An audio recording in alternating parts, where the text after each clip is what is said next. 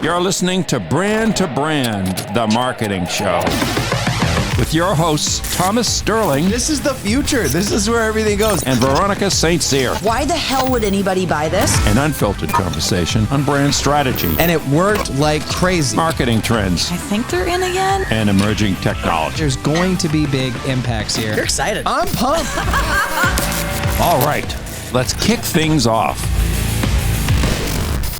What's up, everyone? Today, we are digging into the future of audience engagement and brand loyalty. We're talking about brands that only the kids these days are talking about. And for the adults that are listening, you might hear some stuff you're not familiar with. What are we up to today, V? Well, we're talking about marketing to kids, which just sounds as weird as it feels wrong. Feels saying. You feel like it's not right. It's weird. Of course I feel like it's not right. But those are just customers with dollar signs. It's easy to talk about the insidious side of marketing to kids, like how they stock sugary cereal on shelves at eye level with kids because they're more likely to ask for it, and it's not good for them. These tactics can drive parents nuts, but it highlights the unique strategies that come into play when resonating with a specific audience. The youths have the power to make or wreck a brand, and we're seeing that play out in the world of social media even more aggressively, as you can now show and tell everything.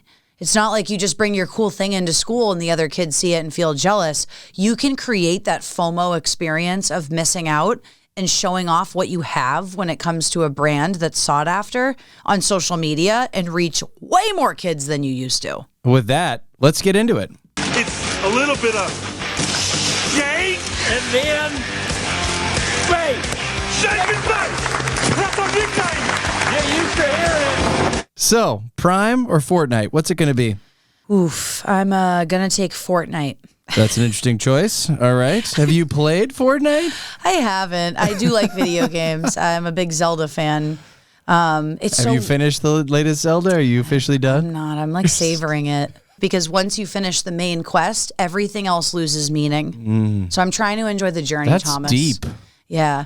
What's not as deep is Fortnite and its popularity, which I'd love to tell you about. Let's hear it. Developed back in 2011, it was envisioned as a game combining shooting mechanics and building mechanics. And its initial release had a component that had this afterthought to it, which was a free battle royale mode that ended up overshadowing the original game. The growth and popularity of this game, I remember it kind of exploding. It was at the end of 2017, and all of a sudden, it was so incredibly popular. Millions of players within months. And a big thing that they do to keep this game so relevant and popular is they continue to update it. They're releasing new things. They're keeping it relevant. A lot of people might know of the Fortnite dances. That's something that we'll get into a little bit. And a lot of in-game collaborations. It makes sense. They have a huge platform. Yes, and a big part of it is it's cross-platform. So you can be a mobile gamer, you can be on a console, on a PC, and everyone can play together. And outside of the technical platforms that they're supported on, in general, their most valuable asset is the platform, aka eyeballs of kid humans that are using and playing the game all the time. Any brand that targets kids wants a piece of that action. Yeah, and interestingly enough, Nike does a lot of promotions with Fortnite. Nike, one of the most popular, like you can't walk down the street and not see a 14-year-old kid wearing Nike Dunks right now. Well, when talking about Prime was started by two influencers, Logan Paul, famous YouTuber, we've talked about him on the show before, and KSI, both who've gone into boxing. But these are two individuals with a collective, I think 40 million subscribers, followers on their social channels.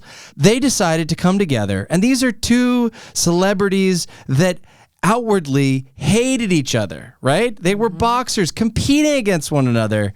Turns out they were friends behind the scene the whole time. Yeah, and they dropped their fake feud and joined forces to create a sports drink that would rival Powerade and Gatorade's hold in the market. Those are huge brands with huge market cap. And so they first went after hydration, and then they went after energy. And those are two spaces that are highly competitive. But because they have such an active and engaged audience, I mean, kids are watching this content and they're going crazy for this stuff. They're going to do whatever it takes. Bank account, no bank account. Credit card, no credit card. They are going to find a way to get access to this stuff. And I have a clip that'll just talk a little bit about the background on Prime.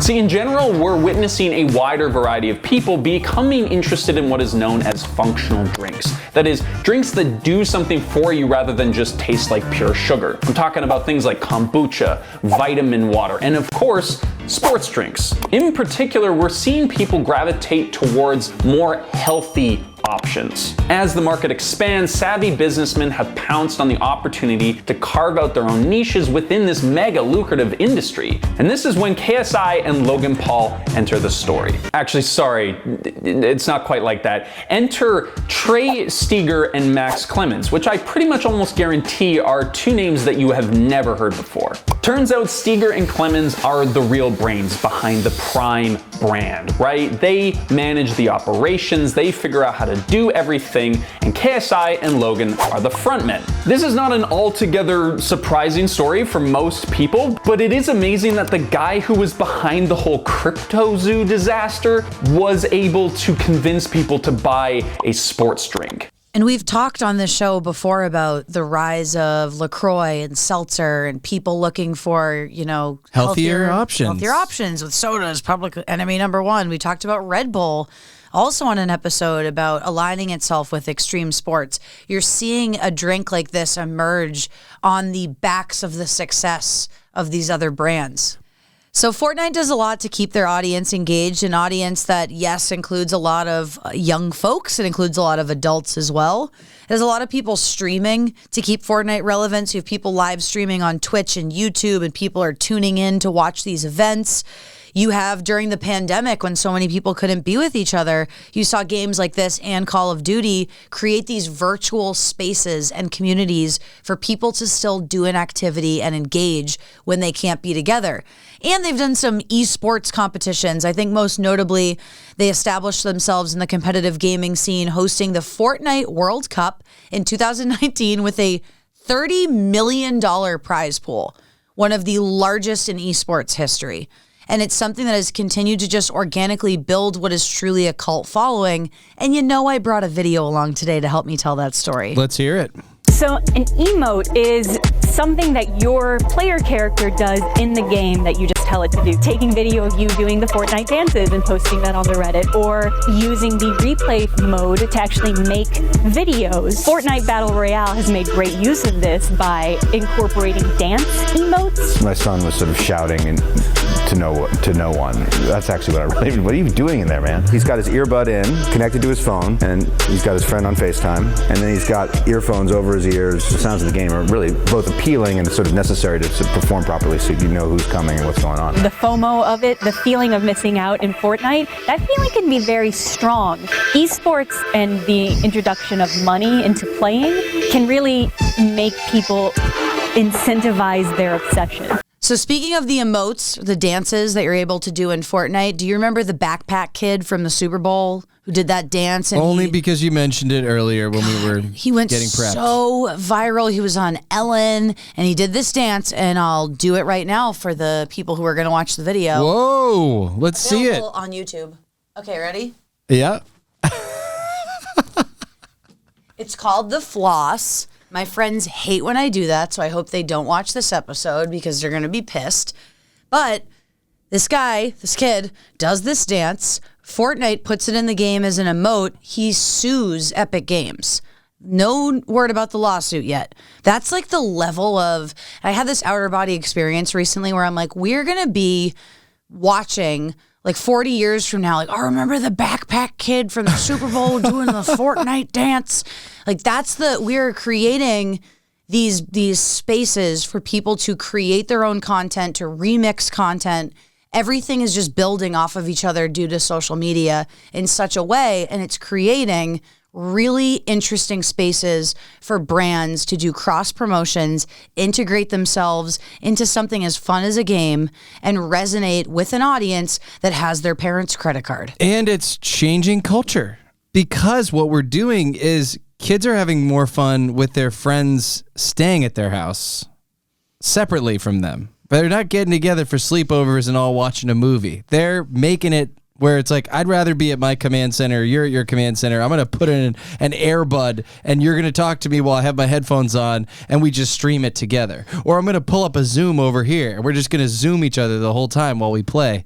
It seems antisocial, but it's just a different way of doing social. Mm-hmm. Speaking of social, when we talk about social, Prime is all over the social sphere. People are going crazy for Prime. And one of the things that you see is people doing these ratings. So many people, everybody and their grandma is rating the drinks because they keep coming out with different limited editions or limited releases, especially in the UK and in America, but maybe more so in UK. They launch a new one, maybe they completely undershot from demand, and so it completely sells out. You can't buy them online. You have to go run around. And so people are literally recording videos. Parents with their kids, they're going to go out hunting for Prime drinks. Yeah, Prime hunting. When did anyone hunt for a Gatorade? Oh my, no one. Nobody. Nobody did. They're creating this scarcity and people love it. All right, guys, ready to go Prime hunting? Yes. Let's do it, guys. Where are we hitting first? GNC. All right. What flavors are we looking for, guys? Lemon, grape, and any flavor, to be honest. Any flavor? Yeah. All right. Weekends with Dad. Weekends with Dad. Come on, Dad. What a lazy ass activity. Driving your kids around just getting energy drinks. God, just growing little capitalists. And there's another story circulating on social media about kids in schools reselling Prime. So they find a store that has the limited edition, or maybe just for kids that can't get access to it, and they buy the drink for $2, they sell it for $4. Oh, I love that. Those are it's entrepreneurship. Yeah. And there's tons of other, I mean, you want to talk about endless amounts of video online. I saw a video of a guy that actually switched Gatorade with Prime and was walking around having people rate which one they liked better. And almost everybody of a certain age in this target audience was like, oh, that's way better. I love that. I haven't actually had that. Oh, this is my favorite flavor. You're like, I just saw pour Gatorade in there. What are you talking about? Wow. And people are just going so crazy for this that they literally have on their website a place for you to find a store locator for where they're sold. Like we see with Prime hunting and how costly Prime also is. It's not cheap compared to something like Gatorade, and people will resell it at a premium. There are also a lot of in-game purchases that you can make in Fortnite. In fact, customize that character. Exactly. It's so easy to do that late last year, the FTC fined Epic Games $520 million for tricking players into buying game goods. I'm just imagining how many parental credit cards were hooked up to that, and it makes my skin crawl. But a lot of that money, $245 million, are going back to refund gamers who, they say in this one article, fell prey to the game's manipulative tactics. What are people buying this on? Prime, something you can experience. You can drink. You have kids refilling it with water just so they can use it like a water bottle. In Fortnite, you have virtual skins that people can wear. You can customize your character. The emotes, the dance moves, again, the cultural phenomenon that's bled out of the game into the real world, which is very interesting. You said you can experience Prime. There was a guy in the UK, a store owner in the UK, that actually was figuring out some way to smuggle Prime in through customs, and he had a limited edition run of Prime, but customs caught wind of the operation, and they shut him down, or they tried to. So they ended up emptying every single bottle. So his shipment arrived, but it was empty, every single can. So guess what? He sold the cans, and people in the UK were driving from all over just to get the freaking cans. So yeah, you can experience it. A long car ride. What? So if you have one end of the spectrum and it's empty Prime energy can, the other end over here is a $500,000 gold Prime bottle, which, from working in radio promotions, I actually read some of the legal information when they launched this contest, because I used to have to write those for radio contests. Fun fact. Not fun, actually. ChatGPT didn't exist then. In honor of Prime selling 1 billion bottles, they launched a contest where fans would have 48 hours to decipher a code to open a box that would have a gold Prime bottle valued at $500,000. One in the UK, one in the US. There was a UK winner, which the look on this kid's face, it looks like two little kids who won it, posing with KSI, is the most smug thing I've ever seen in my entire life. He's like, yeah. I mean, the kid holding it looks smug, and the other kid looks like he just got played. I know. He's like, my brother got it. Yay. Because the US bottle didn't find its way home to a winner, Logan Paul recently took a video of himself watching it just melt down. Literally. And well, they the said internet destroyed it. Yes. But all he did was turn it back into gold. He turned it back into gold. But court of public opinion is not loving this, which you made the joke, but that's his whole shtick. Yeah. This is a guy that launched a crypto hustle that left tons of people out of money. He's taken advantage of his audience, and he's going to continue to do it. And no one's going to stop him. They just keep buying his crap. I can't wait to see him put out a Fire Festival because we know it's coming. So if you had to talk about any other brands, I think it's easy if we're talking about marketing to kids to talk about things like Nintendo, Lego, Marvel, the MCU universe. A lot of those brands have kind of hit the GA home run for a movie for that rating where it's for a general audience, which means it's something for the kids, something for the parent. You could sneak a few innuendos in there like any good Disney movie and the kids aren't going to get it, but the parents are going to feel like it's their little sneaky moment. And they've done that. You now have something like Lego or Nintendo where you're seeing people in their 30s play it and you're seeing people in their early teens, and they have their own ways of interacting with those brands. So what a great way for them to reach that wider market. And another celebrity that's famous on YouTube, Mr. Beast. Mr. Beast does the most ridiculous videos, and they're hilarious. He bought thousands and thousands and thousands of lottery tickets and had a team of 16 people all going through, and he calculated up what he had taken in. He does all of these absurd things. He saw all of this success and popularity of these influencers starting their own brands, and he started his own chocolate brand. And now his chocolate brand is making hundreds of millions of dollars. So, I mean, the thing is, in this case, they just tap into a huge audience. They've already got people that are willing to buy from them, people that are loyal to those fan pages. They're constantly watching daily, weekly, all these updates. They become a part and an extension of these influencers' lives. And so when it comes time for them to launch a brand, they're going to be first in line to support this influencer. Not that they actually need it. And another one we got to talk about is Roblox, which recently has come into hot water for exploiting children. Yes, fun. Child exploitation, because they allow kids to create their own games and then sell their own games. But in order to sell the games, you basically have to buy a certain amount of tokens. And so there's this whole exchange rate where you put money into the system, and then guess what? It ain't worth shit when you're trying to get it out.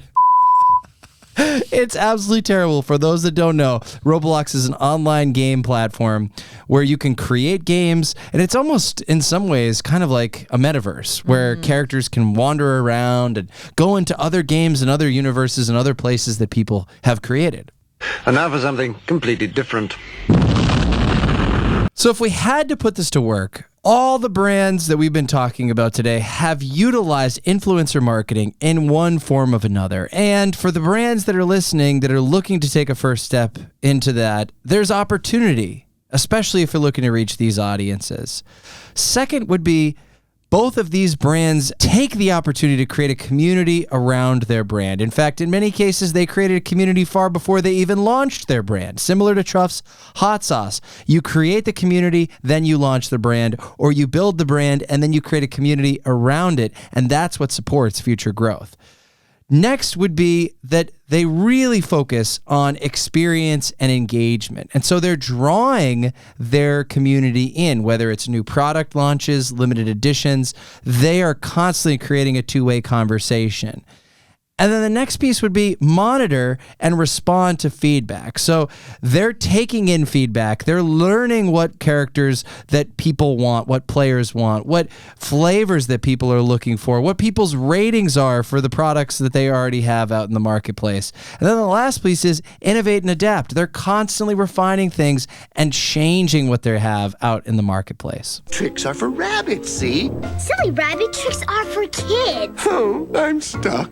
So if you had to take anything away from the show today, Veronica. It's that we shouldn't discount what kids are interested in. They sometimes really know what the hell is going on when it comes to brand success. We should maybe keep an eye on what brands they're interacting with. Wow, that was deep, V, and you sound kind of old. I know. I'm aging as we're doing this.